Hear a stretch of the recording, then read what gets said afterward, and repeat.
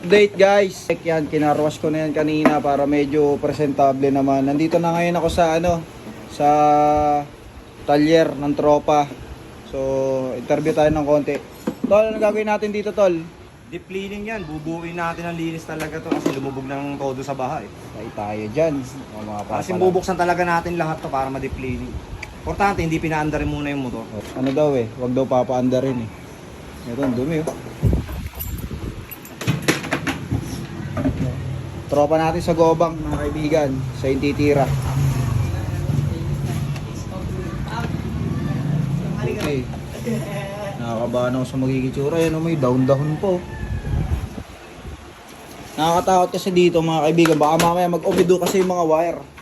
Yun kasi yung mahirap Tapos magkaroon pa ng short circuit, lalong lumaki yung gastos.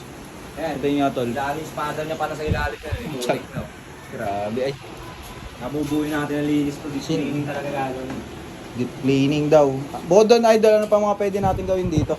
Chase oil, tapos ano natin yung kulat nito, di-drain natin ng panibagong kulat. Panibagong- Tapos lahat ng sakit nito ng wear nito, bubuga natin ng hangin. Lalagyan natin lahat ng WD-40. WD-40. Pati itong mga to, yan lahat. Ayan yan. Alright, yan mga kaibigan, sa mga taga rito lang sa bagong baryo na nasiraan din ng sasakyan. Kotse ba pwede sa'yo? Scanner lang tayo ng kotse. Ako yun, scanner. Scanner daw ng kotse, pwede daw. Yo, sa mga nasiraan, mga nalubugan ng mga motor dyan, yan, puntahan nyo lang si Tropa. Dito lang to sa may, anong address nito, Tol? Bangilista. Evangelista. Corner Malapit lang tayo sa MD Castro. Yan, Evangelista, MD Castro. Ito yun, mga kaibigan. RBM, tawagan, hanapin nyo lang to. RBM Motorcycle Parts and Accessory Service. Yan. So, idol, ikaw nang bahala dito, ha? Yes, I. Alright. Siyempre, ikaw nang bahala dito. Idol, magpapaubaya ko na sa sayo. Ito na yung motor natin ngayon, guys. So binabras talaga nila, nililinis sila na matindi. Ayan. So, ayan yun, mabutubad na siya. Idol, anong gagawin natin dito?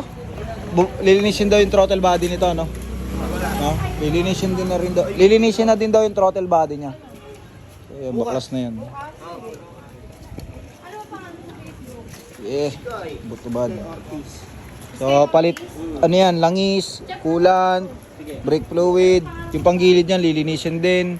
Yung mga wiring, idadry yan mamaya. So kasi baka mag-umido. Yan na itsura niyan, butubad na siya.